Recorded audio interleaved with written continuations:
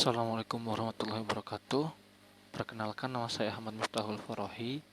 Di sini saya akan mempresentasikan terkait final task project based internship sebagai Business Intelligence Analyst di Bank Muamalat dan Rakamen Academy. Jadi pada judul kali ini, pada final task kali ini yaitu adalah Digital User Churn Dashboard. Ini ada profil saya. Kita langsung saja case study-nya. Jadi, ini yang pertama kita bahas tentang tabel data. Jadi pada case study kali ini itu kami diberikan 4 tabel data, yaitu yang pertama ada tabel customers, tabel orders, tabel products, dan juga tabel produk kategori. Dimana pada tabel customers ada kolom customer ID, first name, last name, dan seterusnya hingga customer zip. Pada tabel orders terdapat kolom order ID, date, customer ID, prod number, dan quantity. Selanjutnya pada tabel produk itu ada kolom prod number, prod name, kategori, dan juga price. Dan terakhir pada tabel produk kategori terdapat kolom kategori ID, kategori name, dan juga kategori abbreviation. Nah, jadi pada final task ini ada beberapa challenge atau soal yang harus dikerjakan oleh kami, di mana kalau tidak salah ada 5. Nah, yang ini challenge pertama atau soal pertama, yaitu menentukan primary key dari setiap tabel. Primary key adalah suatu nilai dalam basis data yang digunakan untuk mengidentifikasi suatu baris dalam tabel. Nilai dari primary key adalah unik atau unik ini adalah berbeda-beda dan tidak sama antara satu baris dengan baris lainnya. Nah, berdasarkan dataset atau tabel yang diberikan, primary key dari masing-masing tabel yaitu yang pertama pada tabel customer, primary key-nya yaitu kolom customer ID. Pada tabel products, primary key-nya yaitu prod number. Pada tabel orders, primary key-nya yaitu kolom order ID. Dan terakhir pada tabel produk kategori, primary key-nya yaitu kolom kategori ID. Selanjutnya ada menentukan relationship dari keempat tabel. Dalam basis data, relationship atau hubungan antar tabel biasanya dihubungkan oleh foreign key. Foreign key merupakan suatu baris kolom yang berisi primary key tabel lainnya. Nah, berdasarkan dataset atau tabel yang diberikan, relationship ini adalah sebagai berikut ini ya. Seperti gambar di bawah ini. Lalu berdasarkan gambar, tabel customer memiliki hubungan one to many dengan tabel orders. Pada tabel produk memiliki hubungan one to many dengan tabel order. Dan tabel produk kategori memiliki hubungan one to many dengan tabel produk. Selanjutnya adalah membuat sebuah tabel master, di mana tabel master ini tabel baru yang dibuat dengan menggabungkan beberapa kolom dari keempat tabel dan dijadikan dalam satu dataset atau dalam satu tabel. Nah, tabel master ini yang dimuat harus memuat informasi order date, kategori name, product price, order quantity, total sales, customer email, dan juga customer city. Di mana di dalamnya juga pada akhirnya diurutkan datanya dari berdasarkan tanggal transaksi dari yang paling awal sampai yang paling akhir. Nah, kurang lebih ini adalah query-nya, di mana pertama kita select, lalu kita masukkan beberapa kolom berdasarkan apa yang tadi diminta. Nah, di sini tuh ada yang namanya total sales, di mana total sales ini itu adalah perkalian dari tabel produk yaitu kolom price dan dikalikan dengan tabel quantity pada kolom quantity pada tabel order. Lalu kita pakai inner join, dan terakhir untuk mengurutkan berdasarkan tanggal kita pakai order by. Nah, dari awal ke terakhir itu pakai ascending itu ASC. Kurang lebih ini outputnya yang didapat dari query tadi.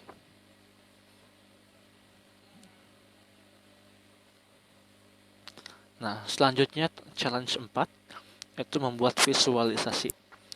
Dengan menggunakan Looker Studio, buatlah visualisasi yang menampilkan data penjualan tersebut.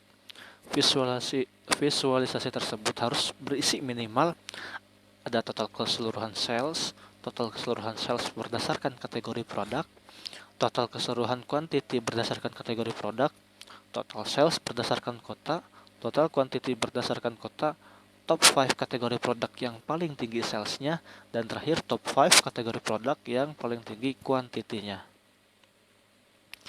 Nah, ini ada visualisasi yang pertama, itu ada scorecard, di mana ada 3 scorecard di sini.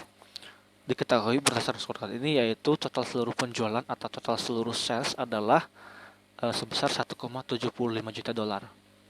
Yang kedua, total kuantitas pesanan adalah sejumlah 11.654. Yang ketiga, total customer yang melakukan transaksi adalah 1.671. Di mana di sini satu customer itu bisa melakukan beberapa kali transaksi atau order. Selanjutnya pada visualisasi yang kedua itu yaitu line chart, di mana di sini datanya distribusi total penjualan atau total sales berdasarkan rentang waktu, yaitu dari Januari 2020 sampai Desember 2021, kurang lebih 2 tahun. Nah, berdasarkan line chart ini didapat bahwa total penjualan tertinggi adalah pada bulan Juni 2021, sedangkan total penjualan terendah adalah pada bulan Oktober tahun 2021. Selanjutnya ini visualisasi yang ketiga, yaitu ada total seluruh penjualan berdasarkan kategori produk dan top 5 kategori produk dengan total penjualan tertinggi. Jadi di samping kiri ini ada chart table yang berbentuk tabel untuk untuk memperlihatkan jumlah seluruh kategori produk, total penjualannya, dan yang paling kanan itu ada bar chart untuk melihat top 5-nya. Jadi berdasarkan chart tersebut didapat bahwa kategori produk dengan total penjualan tertinggi adalah robots, yakni sebesar 743.505 dolar. Sedangkan kategori produk dengan penjualan terendah adalah blueprints, yakni sebesar 16.435 dolar. Selanjutnya visualisasi yang keempat sebenarnya sama, visualisasinya sama seperti tadi. Di sini yaitu yang ditampilkan adalah seluruh kuantitas berdasarkan kategori produk. Jadi kuantitasnya bukan total penjualannya. Nah, berdasarkan chart di atas diketahui bahwa kategori produk dengan total kuantitas pesanan tertinggi adalah e-books, yakni sebanyak 3.123. Sedangkan kategori produk dengan total kuantitas pesanan terendah adalah robot kits, yakni sebanyak 1.037. Selanjutnya pada visualisasi yang kelima, ini ada dua-duanya bar chart yang dibuat menyamping, di mana di sini ada total penjualan berdasarkan kota dan juga total kuantitas pesanan berdasarkan kota. Dari sini didapat bahwa kota Washington menjadi kota yang memiliki total penjualan tertinggi dan juga total kuantitas pesanan tertinggi, di mana di bawahnya disusul oleh Houston dua-duanya. Selanjutnya visualisasi yang keenam di sini adalah tabel distribusi kota dengan total penjualan dan kuantitas pesanan terendah. Jadi kita ambil dari terendah terlebih dahulu, di mana berdasarkan tabel dari 10 kota terendah, dari 10 kota yang berdasarkan total penjualan dan kuantitas penjualannya yang terendah itu, Blueprints menjadi kategori produk yang paling banyak menempati posisi terendah di banyak kota. Jadi di 10 terendah juga ini ada 9 yang satu e-books. Nah, khususnya berdasarkan total penjualan produk. Nah, berdasarkan tadi di sini ada rekomendasi atau saran yang dapat saya berikan. Berdasarkan data dan visualisasi pada dashboard yang tadi buat, dapat diberikan saran, yaitu yang pertama, perlu adanya peningkatan penjualan produk pada produk blueprints dan juga e-books di tiap kota. Karena tadi kan berdasarkan kita lihat total penjualan ini, blueprints dan produk ini merupakan dua kategori produk terendah yang total penjualannya terendah gitu, paling rendah di antara produk lainnya.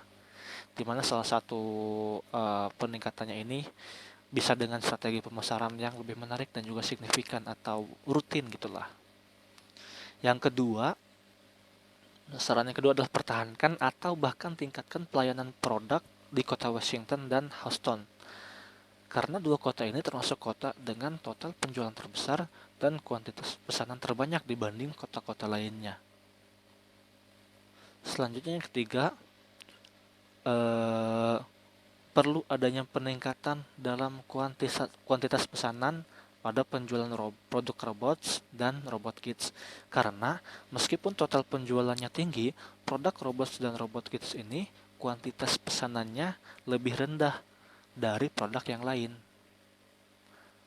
Peningkatan tersebut salah satunya bisa dengan menambahkan paket bundle dengan banyak bonus atau lain sebagainya.